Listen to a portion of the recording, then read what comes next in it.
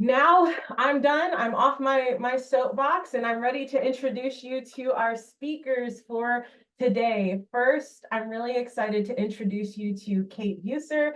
Kate is the Associate Art Director for Samuel Adams. Kate concepts and designs creative solutions for packaging, points of sale materials, and advertising. With a bachelor's in marketing and a master's in advertising, Kate brings a unique business perspective to her design and creative expertise. Before Boston Beer, Kate worked as the creative content manager for the New York Mets, responsible for establishing the art direction for each baseball season, designing all marketing materials, and overseeing social media content design. In her spare time, she does freelance photography, logo design, and storyboard illustrating for ad agencies. Great to have you here, Kate. Wonderful. And next we have Connor McMahon. Connor is the creative director for Samuel Adams and Dogfish Head at Boston Beer. He oversees the creative process and leads the creative team to drive brand consistency through brand building, strategic design, and storytelling. Connor has over 2 decades of experience in the beer industry, starting with Molson Coors, Miller Coors, Wanderweg Brewing Co., Sierra Nevada Brewing Co., and his current role at Boston Beer Co. When Connor is not creating creative beer advertising and marketing, he enjoys nature, hiking, camping with his family, and coaching his 2 sons' hockey and rugby teams. Great to have you here, Connor. Awesome. All right, so I'm going to go ahead and share my screen because we have a really great presentation for you today. And I am going to kick it to Connor to kick us off. Hello, nice to meet you all. So we're going to talk about your packaging, and it's really good to have a starting point. So this is where we start. We start with branding. So what's your core idea, and what are you selling? Brand, a product, or both? How do you want your brand to be perceived, and what is the benefits to your consumer? So with this example, we have our brand, Sam Adams. What's the core idea of Sam Adams? And it's really rooted in the love of beer. As Glennie said, 40 years ago, Jim Koch started this, company and brand, Sam Adams, to really bring craft beer to the masses. So that's what we're selling. We're selling a brand, but we're also selling our products. So we think about American Light, that's our new offering, Just the Haze, our non-alc offering, our summer beers, and our flagship Boston Lager. So, how do you want your brand to be perceived? The way we think about it is we're elevated craft beer. We want to elevate your experience and bring the consumer something better from craft beer and consistent. And what's the benefit to your consumer? So I think you right in that image, it says Sam Adams at Sam season. So we believe that for every occasion, every season, fall, winter, spring, backyard season, backyard fire season, we have a product for that. And so that's kind of our mission at Sam season. That's our benefit that we bring to consumer. So if we go to the next page. So second, we need to think about like aesthetics and communication. So what do we want our consumers to know about our product? And this is kind of not a 3-step kind of thing. So you start with listing out your communication points in order of importance. Your first impressions count, so make your packaging a quick get, and don't lose your value message, perhaps, in your design. Keep it simple. So our 2 examples here. One, on the right is Vitamin Glow Pack. It's a face, vitamin glow you put all over your face to make it glow. I might have done that before this presentation. I think my face is glowing. But the value message is not lost in the package design. It's $25. It's reversed out. I can see it, bold, but it doesn't take over the whole package. And then our second example is Dean and DeLuca. 2 ounces of the finest spices the world has to offer by the Prayer Food Dean and DeLuca. So you got their promise right in the package. It's a unique package too. Most spices are delivered in jars. This is delivered in a box, and you can see through that box, so I can see exactly what I'm getting. But that promise is very important that they're offering the best spices. So if you go to the next slide. So now we're going to talk about yogurt. No, we're just going to talk about shelf impact. So merchandising and shelf impact. So you're leaning into brand or products first. And when I say that, is it your brand? So you see Danone and Igo, or the product. So that's more flavor driven, strawberry, blueberry, lemon. What makes you different than your competitors? So what is going to differentiate you from your other competitors? You can see a lot of yogurt packaging here. It starts to look the same, but some nuances, how can you look different? And then gauge your, packaging effectiveness by side. Almost design your package, maybe a mock, go put it on a shelf, see what it looks like. Does it stand out or does it blend in? Because we want to stand out. We want people to see it and grab it. And goes to the last point. Think beyond the front of the pack and how your products will be displayed. So when you grab that package off the shelf, people are going to turn it. They're going to look at it. They're going to, as that spice example, they might turn it over. And what's going to make them put it in their cart at the end of the day? All those considerations have to be, taken into account. Go to the next slide. So now we're going to talk about a puzzle. So the first piece of the puzzle is structure. So we can look at a lot of different packaging systems, a lot of different packaging shapes. But at the end of the day, is it functional versus easy to use and cost effectiveness? So those are the things you have to weigh. Is it functional, but also easy to use and cost effective? Because at the end of the day, it's something the consumers are going to take off that package, possibly throw away, but hopefully recycle, but possibly throw away. So can you add value to your packaging structure? Maybe it's made out of recycled materials. Maybe it's a very simple package that can be reused. And also, when you think about the structure and how it will affect the graphic footprint, Kate will get into more of the graphics, but, think about glue lines, adhesiveness, things that go into that packaging are all going to affect the way you design it at the end of the day. And then the last thing is how the structure will affect how you put it on the shelf and the shipping constraints. So when I say that, the shelf has a defined space, width, height. Think about those things. And also when you ship something, you're probably going to put it in a box or a pallet.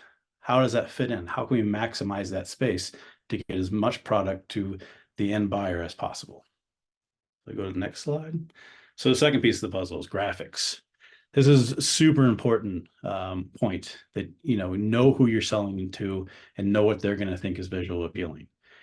That's the number one thing. You really have to know who you're going to sell to and what do they find interesting? What are they going to find out there? What are they going to find, they're into? Knowing that core audience is a core part of, everything packaging does. It's not what you say and how you say it. Keep it short to the point. So we can get caught up in a lot of storytelling or a lot of things to say, but at the end of the day, how can we make that most concise, on shelf, whether online or whatever, and short and concise so people get your brand and get what you're selling. And be truthful and match your buyer's expectations when they open that package. Going back to the spice, those are the world's best spices. You told me on the package. If I open that up and it's not, we're probably not going to get a second purchase, So if you make a promise, make sure we back it up. And design everywhere, beyond the store shelf. Think e-com, advertising. So all these points, very simple, very bold. Think about how it's going to be displayed maybe on Amazon.com or, any.com and an advertising, maybe a Facebook ad or whatnot. But make sure that packaging is highly readable and they get what you're trying to do as a brand. So the last slide. Building a unified design. So, how do you start with all this information? Start just thinking, start visualizing and communicating what you want your brand to be, just in your head. Then maybe write it down. Use some adjectives, describe your look and feel. Was it fun, whimsical, wacky, cool, classic, retro?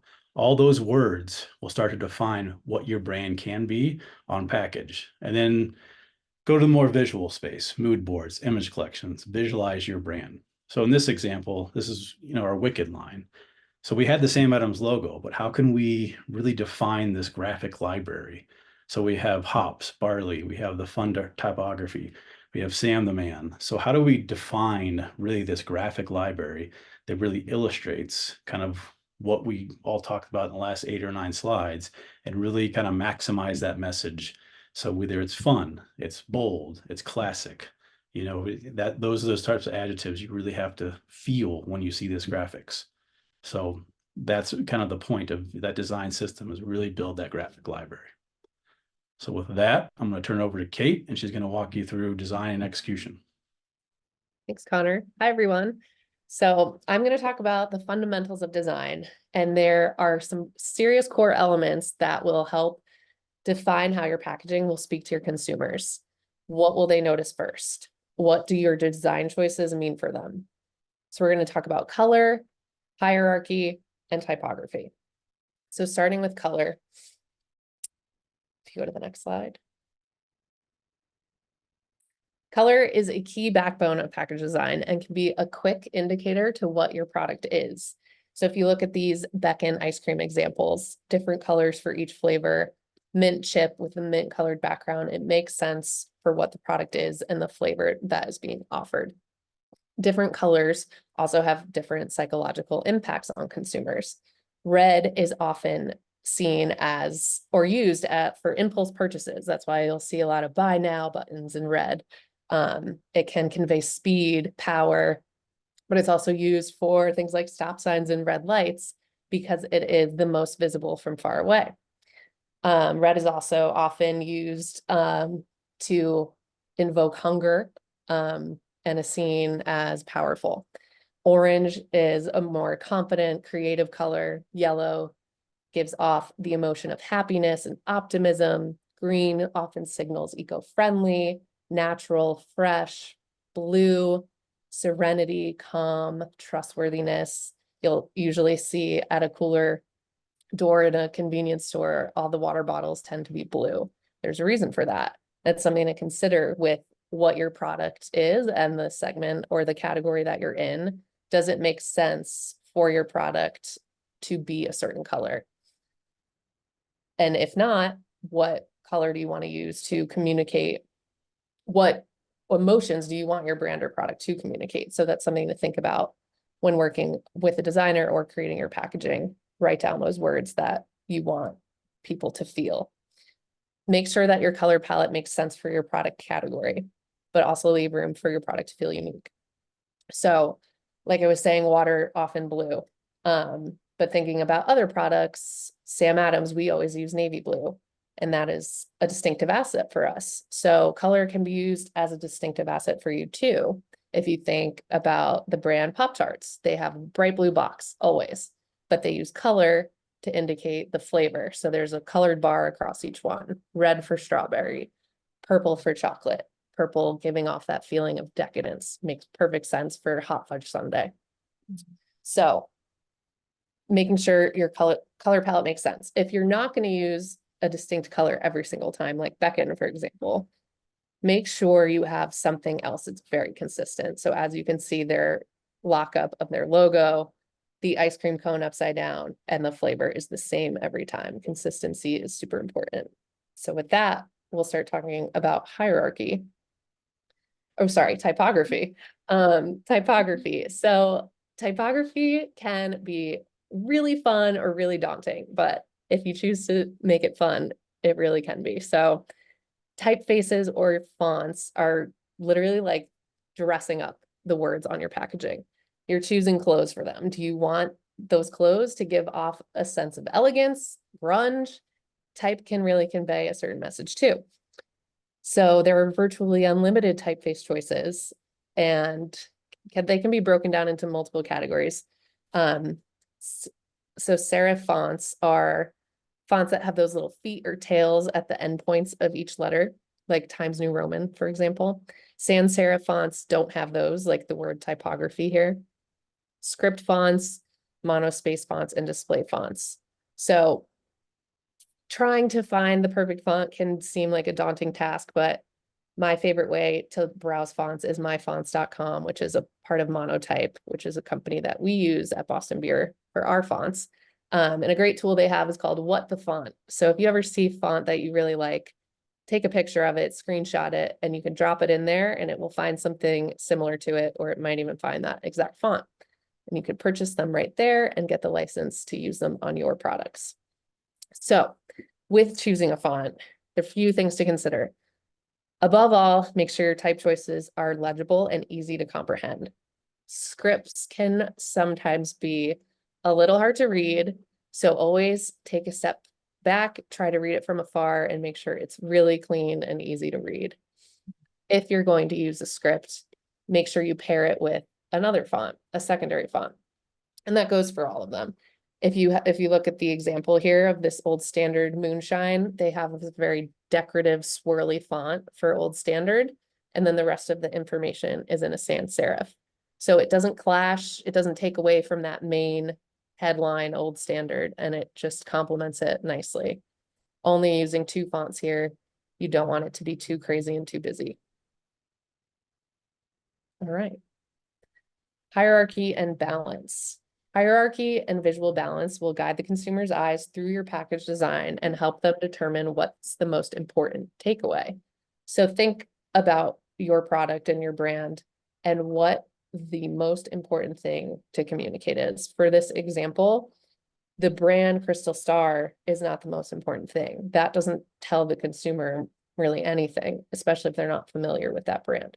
But immune support is big and bold in a different color, green, conveying eco-friendly, nature, fresh. This is made with whole herbs, makes sense. So immune support is the single most important thing to communicate here, and it catches your eye first. And then the secondary information is smaller, it's not too crowded, everything feels really balanced. And this example, they were able to tell you a lot of information, but in a really simple way that doesn't kind of, create noise for the consumer. The most important things are clear. Okay. Finding a design partner. You don't have to go at it alone. You can. There are great tools like Canva that can help you design things on your own if you choose to go that route, but finding a great designer or design agency can take your ideas to the next level. Emphasis on the word partner. You're looking for someone who will work with you, not for or against you. So where can you find designers? This can also seem a little of a daunting task, but these are a few websites that are great for finding freelance designers to work with. So Upwork.com, lots of freelance designers across a number of expertise. Designers have work samples and will send you proposals for your specific project. 99 Designs, you can view portfolios of work that was actually done for projects through 99 Designs. And I would suggest steering clear of the contest side of the website and stick to working with vetted designers. With the contest side, you're just going to get a bunch of people who throw their own idea together, and it might be really off from the message you want to convey. Behance.net. This is a portfolio site run by Adobe, and Adobe is the biggest brand in the design world. Every designer uses it. Photoshop, Illustrator, it's all through Adobe.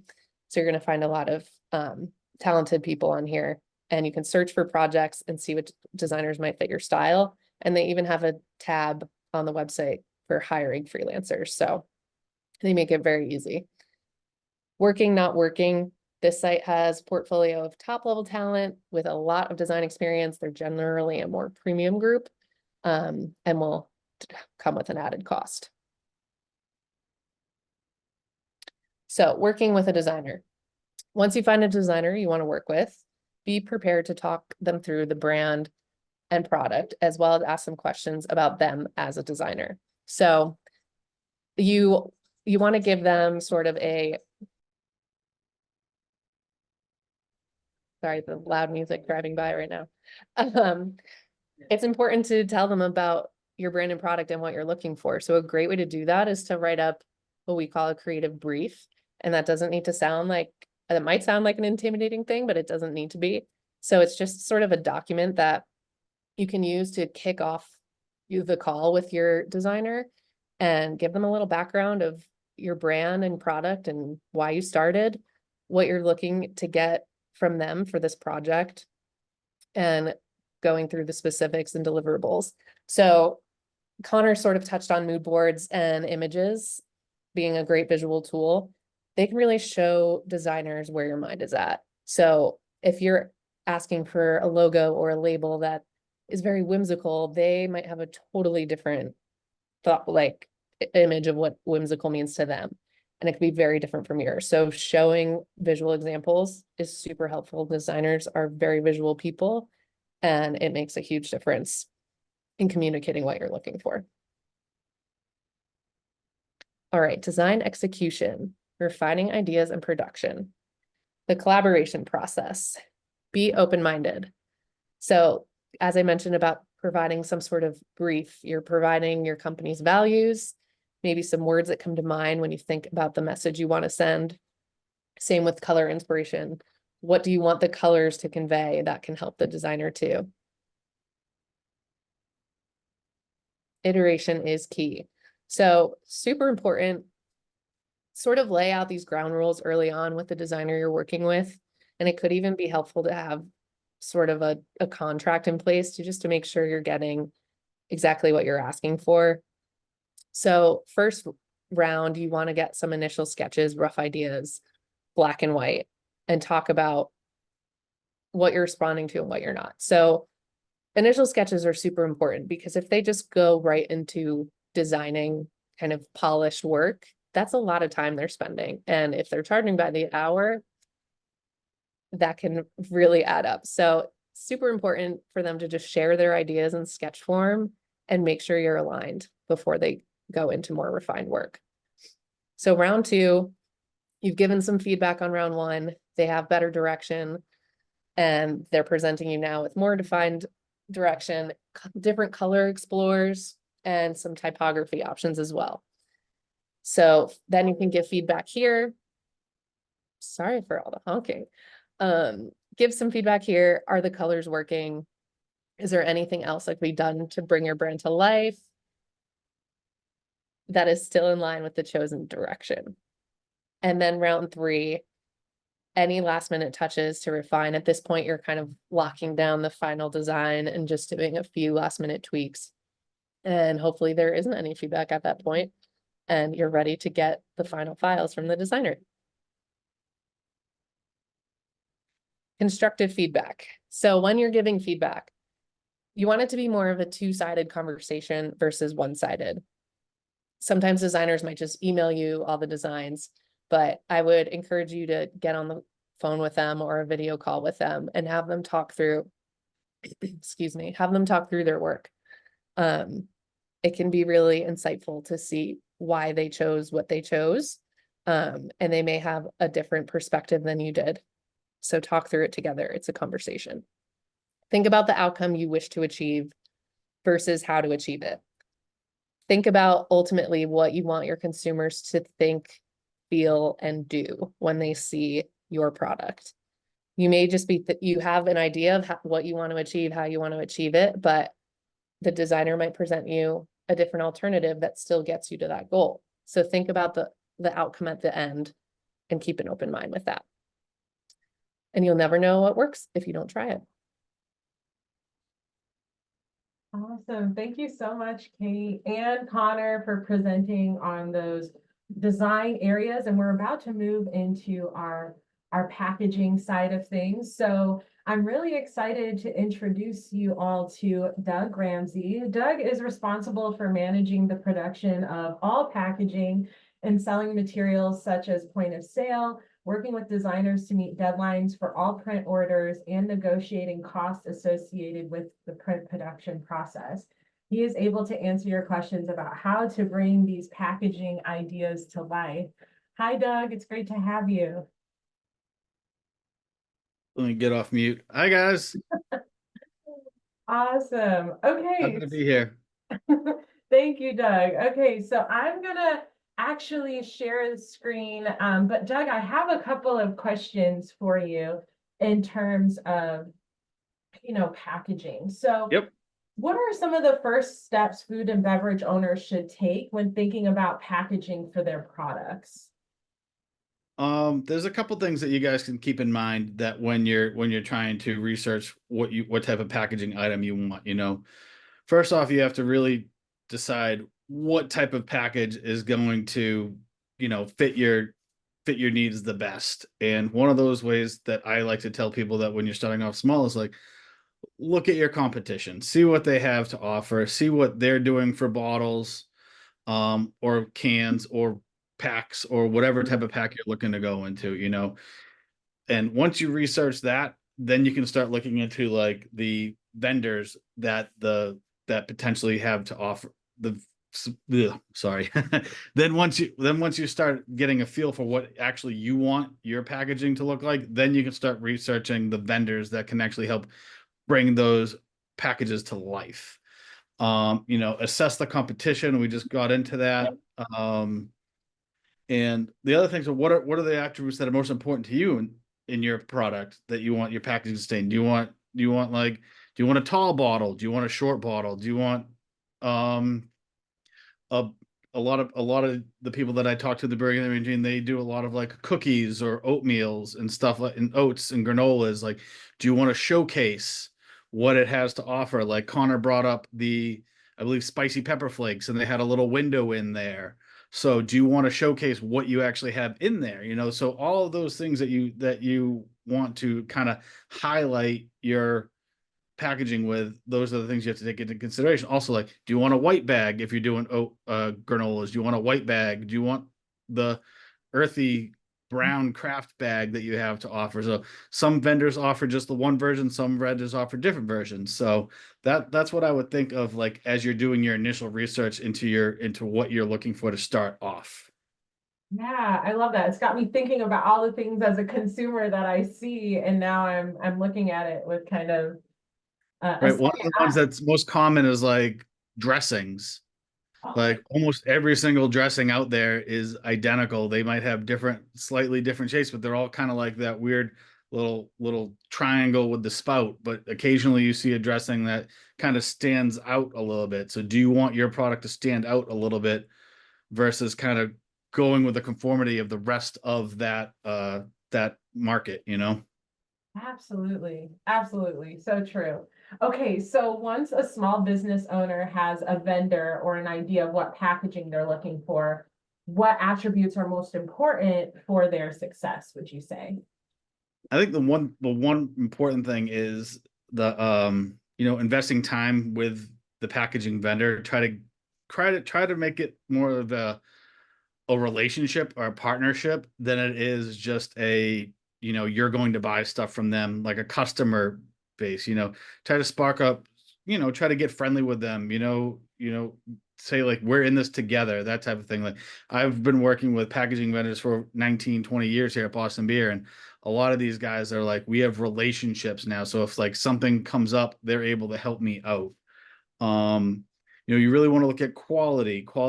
You spend all this time making this product, you want it to be in a quality pack. And one other thing is that I always tell people is you don't always have to go like sexy right away. You can go generic to start. A lot of people have a lot of issues right now with like minimum quantities.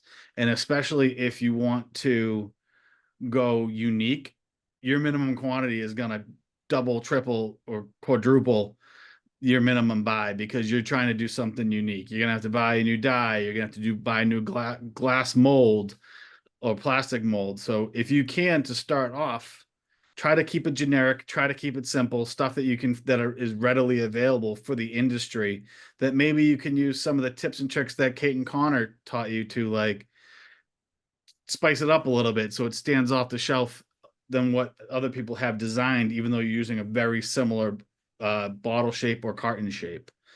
Let me think. There was one other thing. Oh, one other thing is, like, if you're at a co-packer, if you're at the level where you're looking for a co-packer, the co-packers have vendors that they're using consistently all the time that work with their equipment.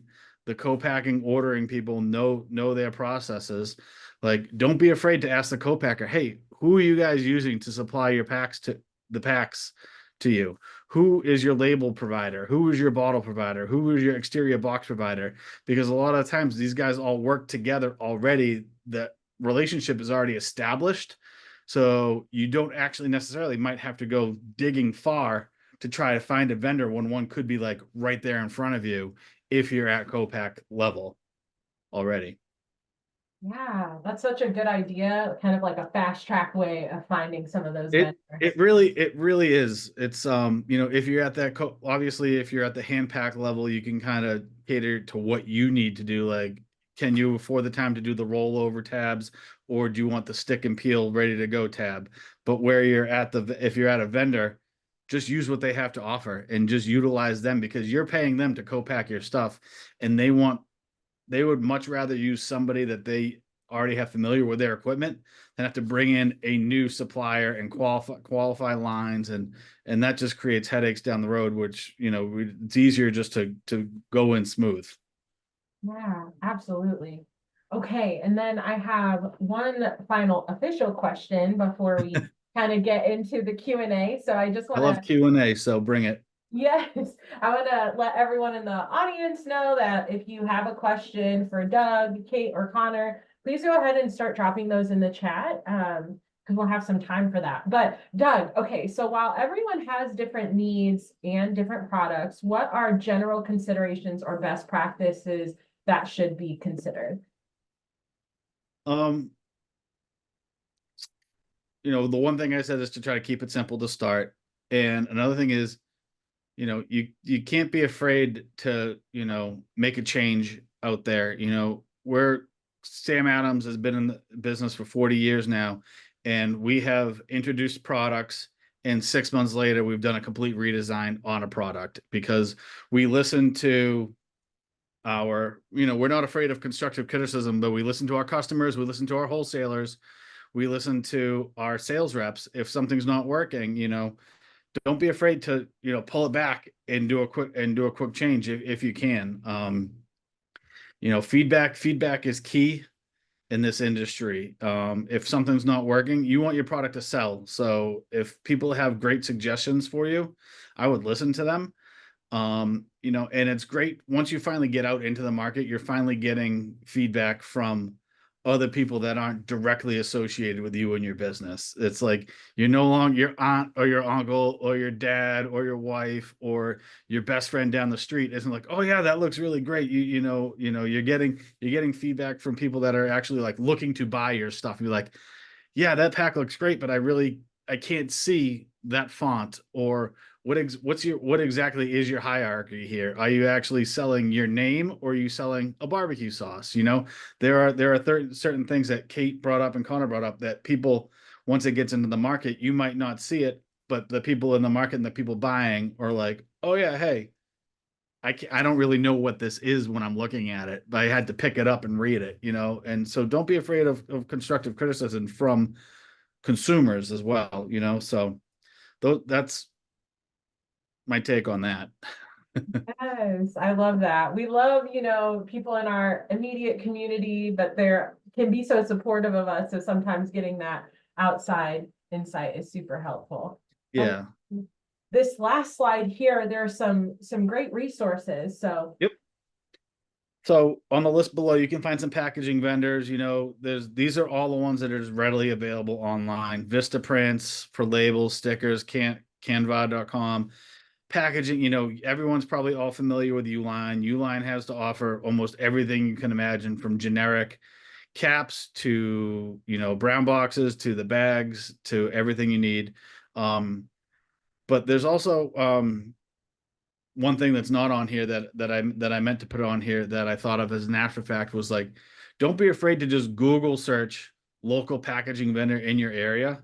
Like there are small, you're a small business. There are small packaging companies out there that would potentially be willing for you to go in there, set up a meeting with them and be like, hey, this is my product. This is what I would like to do.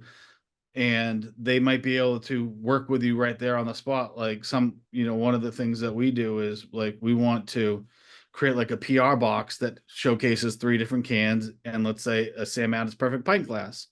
I go to them, I send them the 3 cans, I send them the pint glass, and I go, hey, can you guys create a display box for me for this right here? A lot of places are willing to do that. If you're, a lot of, especially local community stuff, you can try to find a local community that's like, oh, hey, yeah, we love helping out local people. We're a small local shop. We'll help you. That's something that is very beneficial in the print industry.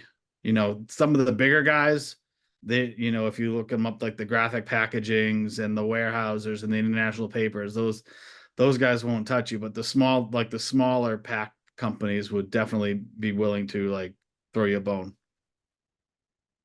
That's awesome. And this slide, everyone, will be included in the resources that you get. So if you need this for later, we'll save this. All right. So I'm going to stop sharing my screen because we've got a lot of good questions that are coming into the chat. So we'll bring back Connor and Kate for our Q&A. So let me go ahead and scroll up because we've got a lot of questions. Okay, so let's see. Our first question is for Kate. Should your typography match the typography in your logo? So more often I see it does not match. Like Samuel Adams, for example, we do not use that same font for anything else. Most brands don't. I think having something that complements it well makes sense though.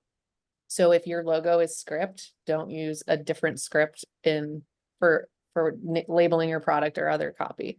You can, but I think it's better to find a different font that complements your logo. Thank you, Kate. That's great. And then we have another, that's great, sorry.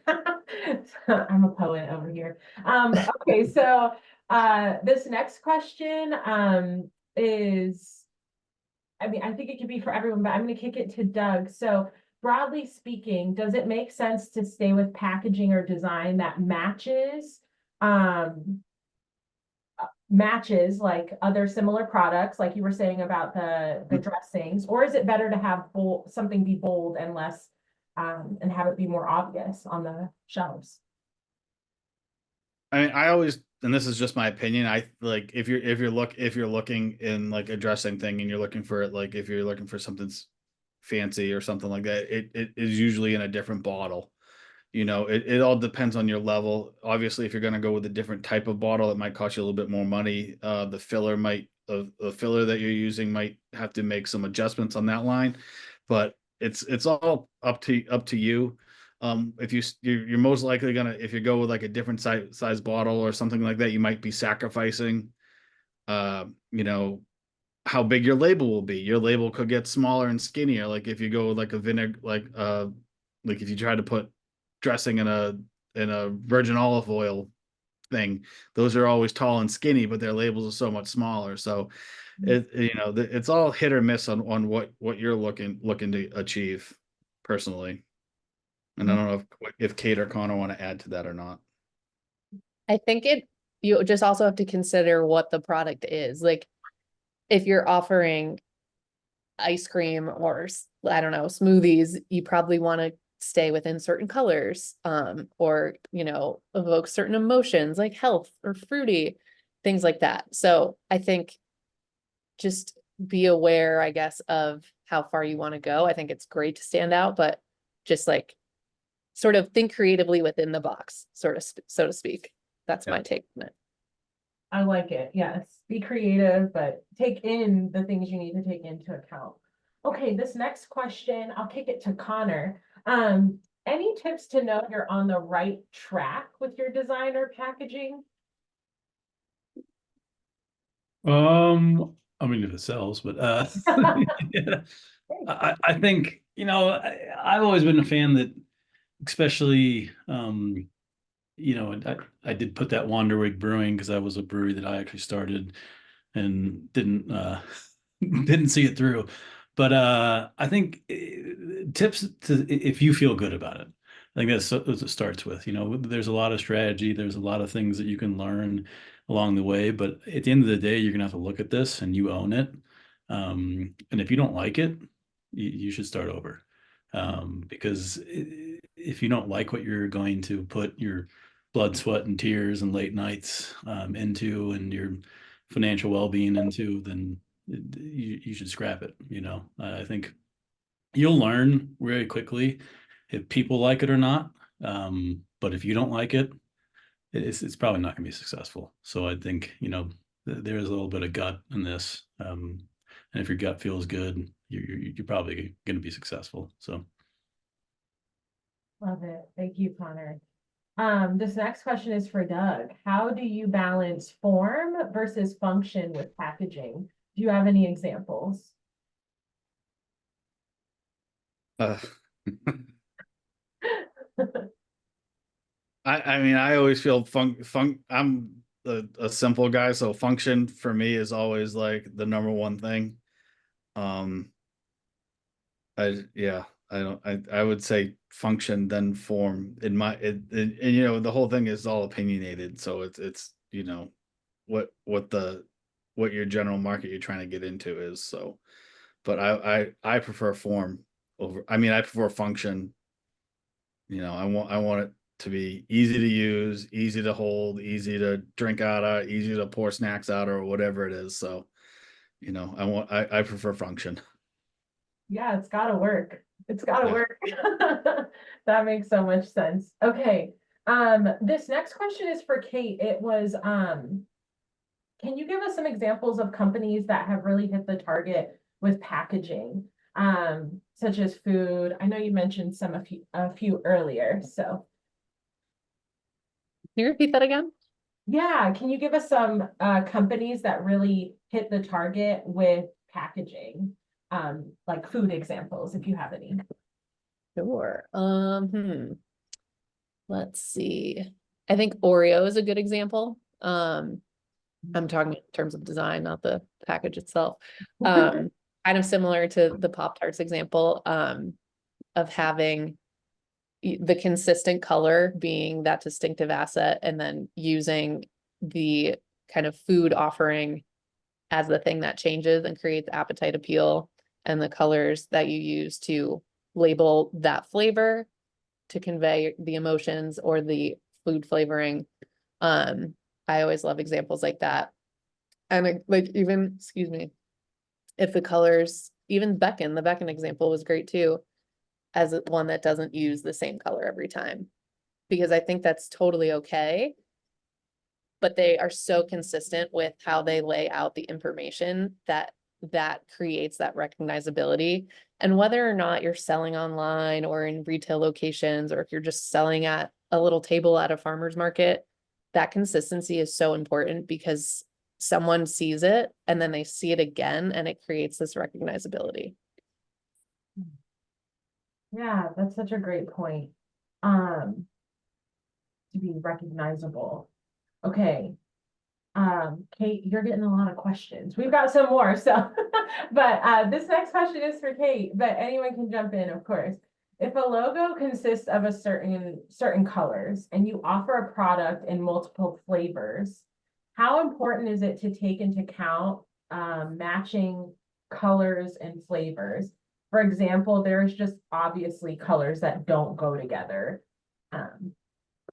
Yeah, so I would say, I'm not sure how many colors the logo is or anything, but if it's getting to a point where you want to show certain colors to signify certain flavors and they're clashing with your logo, I'd consider using a one color version of your logo so that you don't have to worry about that. And then on other primary branding, social media, your website, you have the full color version. Yeah. That'd be my recommendation without seeing it. Yeah, that's super helpful. And a lot of brands do have just like a white or a black logo, so it makes it easy to integrate. So that makes a lot of sense. This next question is for Connor. Do you have any recommendations around when small business owners should revamp their logo if they're still early in their business? Is it better to do it right away if you think it will help people recognize your brand? Yes. I think, you know, I've worked with some small breweries. I'm in Denver, Colorado, and I've worked with some small breweries in my past lives. And they've started off with a logo that, you know, like I said in my earlier answer, they didn't like, but they just did it because they needed something to, you know, put on stuff. But if you, again, I think if you want to revamp your logo and you're asking that question now, do it as quick as possible. There's no reason why, you know, people rebrand all the time. We work on brands that are fairly large and even larger. And if you believe in a rebrand is necessary, I think it goes back to, you know, just follow what you think is the best way to do it. But I don't think there's a certain window or a certain time. You know, some people might say that there should be, but I don't believe there's at any time period. And like I said, it comes down to your personal preference, but if you're not happy with it and you just started off, change it. Yes, love it. Okay, this next question is, I'm gonna kick it to Doug. Do you ever, on the topic of getting feedback, because we kind of talked about that on your packaging, do you ever have surveys to see how the public might be reacting to packaging or logos or anything like that? I think if you're just getting started, I think one of the coolest things to utilize would be is like a Survey Monkey with like a QR code. So if you really want to get feedback from people, like you could have a QR code either on like if you're at the level where you're only at like small shops, coffee shops, farmers markets, you know, you could have like a little QR code that says, "Hey, please give us we'd love to hear from you. Please give us our feedback." You know, and you could send them right to like a Survey Monkey. What do you like about our product? What do you like about our packaging? What do you like about our colors? You know, and and I think that's one of the easiest free methods to get, you know, feedback without actually doing and spending money on like focus groups and stuff like that. You know, Yeah. That makes a lot of sense. So it's just like free, it's easy, you can throw it on there and get some live feedback. That's great. you could even like it depends, like you could even have like an iPad or something set up at your station. Be like, we'd love for your feedback. We're new and we want to grow. Please please help us grow. You know, that type of stuff. And so Yes, I love that. I would, as a consumer, totally, if the iPad's ready, I'm ready to go. Okay, this next question is also for Doug. How much of the total cost of the product should packaging be?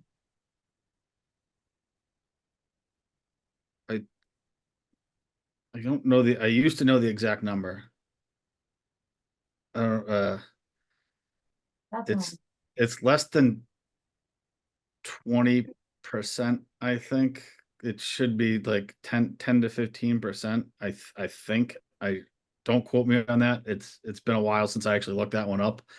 Yes. I don't know, Connor, do you know that based on your Well, past? I think it depends on your quantities, like Doug said, like, Yeah. you know, when you're first starting off, I think there's a sliding scale, but I think, you know, 20 is probably the high end, 25, you know, but I do think if you, and it goes back, and I know I sound like a broken record now, if you believe in it, you know, I think you got to weigh, you know, the cost and reward, and you know, your total COGS when you're starting off is going to be higher. And hopefully as you sell through it, you know, that will go down and down and down.